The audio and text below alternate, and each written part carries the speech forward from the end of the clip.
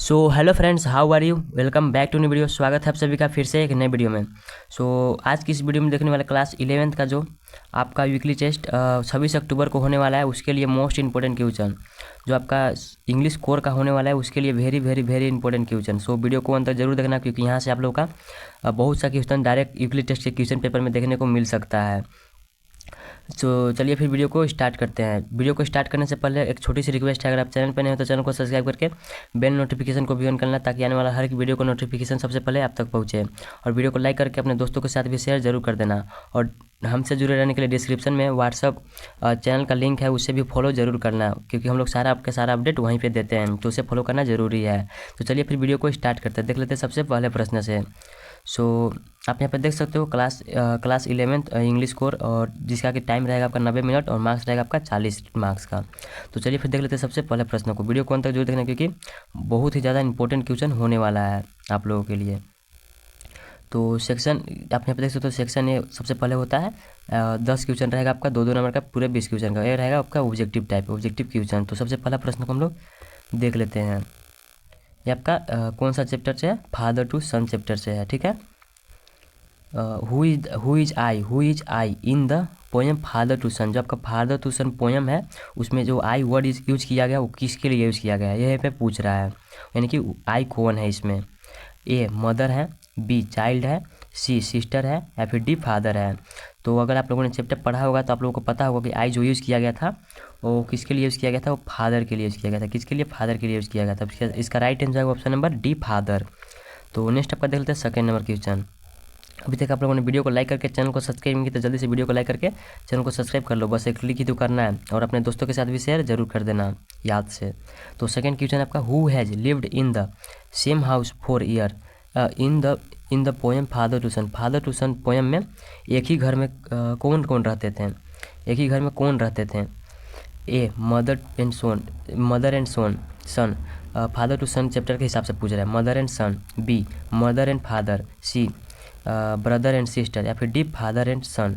तो इसका जो राइट आंसर आएगा, चैप्टर के नाम से ही है फादर एंड सन, इसका राइट आंसर आएगा, ठीक है। तो नेक्स्ट आपका देख लेते हैं सेकेंड नंबर क्वेश्चन को, सॉरी थर्ड नंबर क्वेश्चन को। थर्ड नंबर क्वेश्चन आपका, does father know about his sons like और डिसलाइक। क्या फादर जो पिताजी हैं वो अपने सन के लाइक जो क्या पसंद करता है या फिर क्या डिसलाइक करता है, ये इसके बारे में जानकारी है उनको? क्या वो जानते हैं? ये यहाँ पे पूछ रहा है। ये ऑप्शन नंबर ए है आपका यस, बी है नो, सी है पार्टली, या फिर डी एब्सोल्युटली। तो इसका जो राइट आंसर है थर्ड का जो राइट आंसर हो जाएगा ऑप्शन नंबर बी, नो। यानी कि वो उसके लाइक और डिसलाइक के बारे में नहीं जानते, वो बिल्कुल स्ट्रेंजर की तरह रहते हैं, एक ही घर में जबकि रहते हैं, लेकिन फिर भी वो अपने बच्चे की, यानी कि अपने बेटे की लाइक और डिसलाइक को नहीं जानते हैं। अगर आप लोगों ने चैप्टर को पढ़ा होगा तो काफ़ी अच्छे से एक्सप्लेन किया गया, काफ़ी इंटरेस्टेड चैप्टर है। नेक्स्ट आपका fourth number question, who speak like stranger in the poem father to Son. अभी आप लोगों को मैंने बताया कि स्ट्रेंजर की तरह फादर टू सन चैप्टर में पोएम में कौन बात करता है, कौन बोलता है स्ट्रेंजर की तरह, यानी कि एक अजनबी की तरह।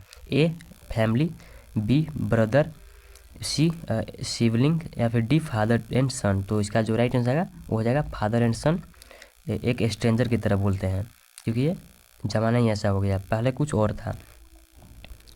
नेक्स्ट आपका 5 नंबर क्वेश्चन, पोडिगल जो आपका वर्ड है उसका मतलब क्या है? ये पोडिगल इसका शब्द का वर्ड का यूज़ किया गया आपका चैप्टर में, सॉरी पोएम में। ए ग्रीडी पर्सन, यानी कि लालची व्यक्ति। B a liar. नेक्स्ट आपका option number c, some who love to spend money, यानी कि कुछ ऐसे जो मनी को स्पेंड करना पसंद करते हैं, या फिर डी थीप। तो 5 का जो राइट आंसर हो जाएगा वो हो जाएगा option number c, someone who loves to spend money, ठीक है, यानी कि जो मनी स्पेंड करने में इंटरेस्टेड हो।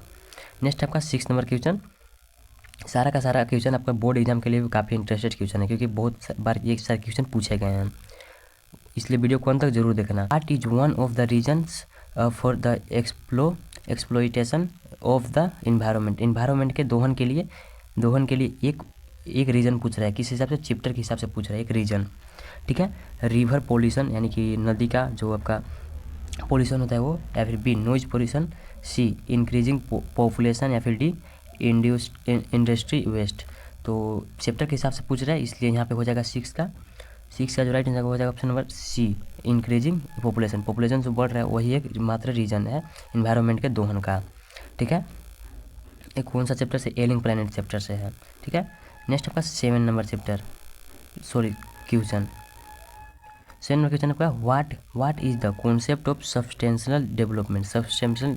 सस्टेनेबल डेवलपमेंट का क्या कॉन्सेप्ट है, ये पूछ रहा है। तो इसका हम लोग देख लेते हैं ऑप्शन नंबर है आपका डेवलपमेंट ऑफ फ्यूचर का डेवलपमेंट, बी है आपका डेवलपमेंट ऑफ प्रेजेंट का डेवलपमेंट, या फिर ऑप्शन नंबर सी है आपका development that meet the needs of the present, जो डेवलपमेंट प्रेजेंट के ज़रूरत को से मिलाता है without compromising the ability of future generation to meet their needs, यानी कि फ्यूचर जनरेशन के ज़रूरत को मिलाने के कॉम्प्रोजिंग किए बगैर। ऑप्शन नंबर डी है आपका नॉन ऑफ द देज। तो इसका जो राइट आंसर है ऑप्शन नंबर, इसका राइट आंसर है option number C, development that meets the needs of the present without compromising the abilities of future generation to meet their needs. ठीक है, तो नेक्स्ट आपका 8 नंबर क्वेश्चन आपका where was the chapter काफ़ी interested है, article है, chapter नहीं है। Where was the message the world's most dangerous animal right है, यानी कि the world's most dangerous animals लिखा हुआ कहाँ मैसेज दिया गया। ए बोर्ड पे, बी मिरर पे, सी वुड पे, डी जू इन अलास्का में। तो इसका जो राइट आंसर है अलास्का का जू में। ठीक है, ऑप्शन नंबर 8 का ऑप्शन नंबर डी। ठीक है, ये काफ़ी इंटरेस्टेड है, ऊपर लिखा हुआ होता है अलास्का के जू के ऊपर the world's most dangerous animal, और अंदर जाने के बाद मात्र क्या होता है, कोई कुछ वहाँ पे जानवर नहीं होता है, वहाँ पे एक मिरर लगाया हुआ होता है, कोई इंसान जाता है अपने चेहरे को देखता है, तो उससे यह पता चलता है कि वर्ल्ड का जो मोस्ट डेंजरस एनिमल है वो इंसान ही है। ठीक है, क्योंकि वो पूरी तरीके से प्रकृति का दोहन करते जा रहा है। नेक्स्ट आपका 9 number question, When did the green environment raised awareness about the harmful condition of earth, यानी कि हरित आंदोलन ने पृथ्वी की हानिकारक स्थिति के बारे में जागरूकता कब बढ़ाई। ठीक है, तो यहाँ पे पूछ रहा है, चैप्टर में काफ़ी अच्छे से जिक्र किया गया है। ऑप्शन नंबर है आपका 1992, बी है 1972, सी है 1987, या फिर डी 1917। तो इसका जो राइट आंसर है 9 का वो हो जाएगा 1972, यानी कि 1972 में। 9 का ऑप्शन नंबर बी। तो नेक्स्ट आपका 10 number question, who raised the question, यानी कि क्वेश्चन कौन उठाता है। Are we to leave our successor a coast planet of advancing desert in impoverished landscape and ailing environment.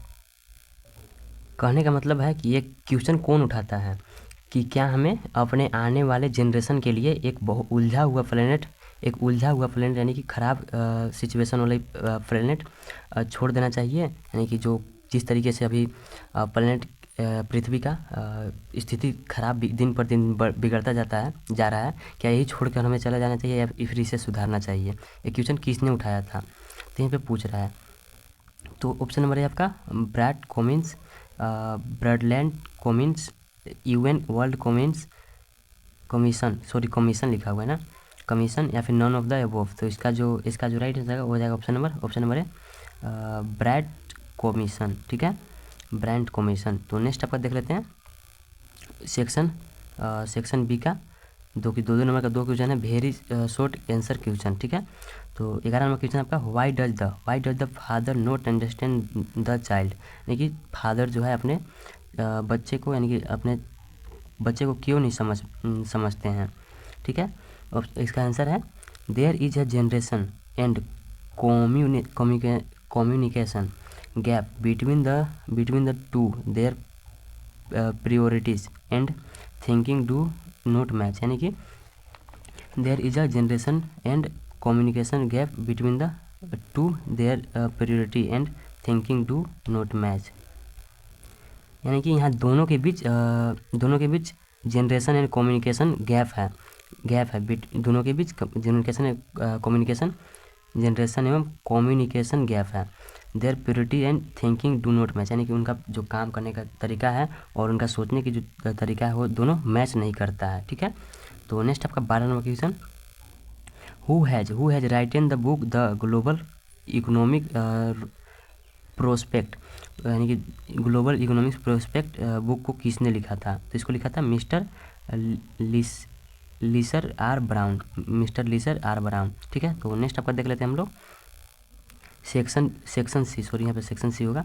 Section C जबकि 3 number का 2 question है शॉर्ट आंसर क्वेश्चन को। तो सबसे पहला प्रश्न है आपका, why does the father know nothing of his son, यानी कि वो अपने बेटे के बारे में, लड़के के बारे में कुछ नहीं जानता है, क्यों? कुछ नहीं जानते हैं, क्यों? उसके आंसर है there exist a generation gap and a lack of meaningful communication between the two, यानी कि दोनों के बीच जनरेशन गैप है और संचार की कमी है, यानी कि कम्युनिकेशन की कमी है। There has a clash of egos, यानी कि ईगो का टकराव हो गया है। Both have drifted apart from each other, दोनों एक दूसरे से दूर होते जा रहे हैं, ठीक है। तो नेक्स्ट आपका 14 number question, how has the concept of substantial development been defined, यानी कि चैप्टर के अंदर सस्टेंशियल डेवलपमेंट को किस तरीके से डिफाइन किया गया है, आप लोगों को बताना है। सस्टेंशियल डेवलपमेंट के बारे में आप लोगों ने 10th में पढ़ा होगा, सतत पोषणीय विकास हिंदी में बोले तो इसके आंसर है आपका sustainable development has been defined as the development that meets the needs of the present without putting in danger the ability of future generation to meet their needs, यानी कि सस्टेंशियल डेवलपमेंट के रूप में उस विकास को परिभाषित किया गया है जो फ्यूचर की जनरेशन को खतरे में डाले बिना प्रेजेंट का जो जनरेशन है उसको ज़रूरतों को, यानी कि नीड्स को कंप्लीट करता है, पूरा करता है, ठीक है। तो नेक्स्ट आपका सेक्शन डी का जो कि 55 नंबर का 2 क्वेश्चन है, long answer question, write a summary of the poem father to Son का समरी को लिखना है, ठीक है। तो यहाँ पे समरी यहाँ पे लिखा गया है, तो इसको भी हम लोग देख लेते हैं। Adolescents experience many physics and emotion changes during their growth period. They habitually changes authority, especially at home. The father is expressing his agony of not having a happy relationship with his son, and is ready to make amends. He wants his prodigal, यानी कि वो invest करने के लिए तैयार है सन पे। To returns back, यानी कि उनसे उनको आशा भी है back home. He wants to undertake all effort that it takes to build a happy and healthy relationship with his son, यानी कि उस सन से रिलेशनशिप करना चाहते हैं, यानी कि जैसे पहले होता था वैसे ही, स्ट्रेंजर की तरह नहीं रहना चाहते हैं। इसी पे यहाँ पे एक्सप्लेन किया गया फादर टू सन चैप्टर में, यानी कि एक घर में रहते हुए भी वो स्ट्रेंजर की तरह होते हैं। नेक्स्ट आपका 16 नंबर और last question, how does the problem of over population directly affect our everyday life, यानी कि हमारे एवरीडे लाइफ को डायरेक्टली इफेक्ट करता है ओवर पॉपुलेशन, कैसे, यही यहाँ पे बताना है। ये आपका लिंक वाला नेट से। Over population causes many problems in everyday life. The 3 basic human needs, food, cloth and shelter, यही हमें तीनों बेसिक क्या है नीड्स है। have assumed alarming deposition, fishing, forest, grasslands and cropland are under severe strain. In many states they have reached an unsustainable live. People resort to overfishing to obtain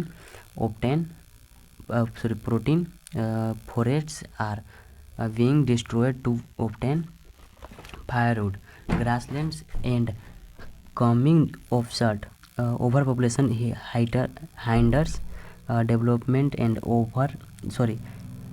adversely affects the spread of education and health care among the masses. It is observed that the poor beget more children. It only leads them to unending poverty. Public transport proves insufficient. More children does not mean more workers, but merely more people without work. Thus, overpopulation leads to unemployment, poverty and illiteracy. यही था आपका 16 most important question. सो उम्मीद है आप लोगों को समझ में आ गया होगा।